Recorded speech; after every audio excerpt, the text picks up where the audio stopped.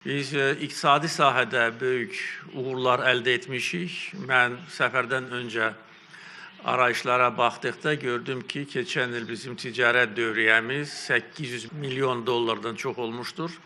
Və bu ilin ilk rübündə yenə də artım kifayət qədər yüksəkdir. Belə gedərsə, bəlkə də ilin sonuna qədər 1 milyard rəqəminə də biz çatacağıq. Qeyd etdiyim kimi, Gürcüstanda mövcud olan çox müsbət sərmayə iqlimi Azərbaycan investorlarını da həvəsləndirir və bugünə qədər 3,7 milyard dollar Azərbaycan tərəfindən Gürcüstan iqtisadiyyatına qoyulmuşdur. Biz bugün yeni investisiya layihələri haqqında fikir mübadiləsi aparmışıq. Həm Azərbaycana, həm Gürcüstana və ola bilər nə vaxtsa üçüncü ölkələrə də birgə sərmayə qoyuluşu da nəzərdə tutula bilər. Təbii ki, hər dəfə görüşəndə biz bir çox məsələləri müzakirə edirik. O cümlədən regional vəziyyət, regional təhlükəsizlik məsələləri.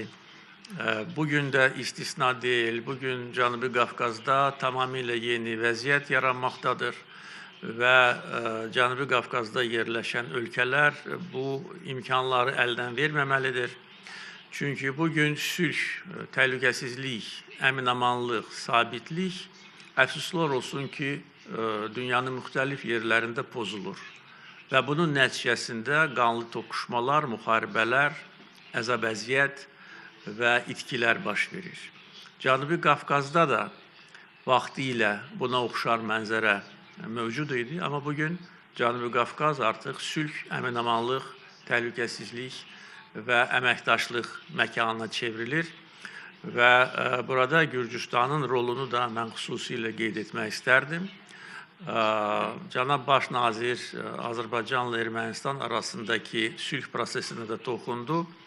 Deyə bilərəm ki, bu prosesi gücləndirmək üçün sadəcə olaraq imzalanmış sənədlər yetərli deyil. Biz hər an, hər addım atıldıqda gərək bu sülhü gücləndirək və bunun ən yaxşı istiqaməti də ticarətdir. Və bugün Azərbaycanla Ermənistan arasında ticarət Gürcüstan vasitəsilə həyata keçirilir və buna görə Gürcüstan hökumətinə öz təşəkkürümü bildirmək istərdim.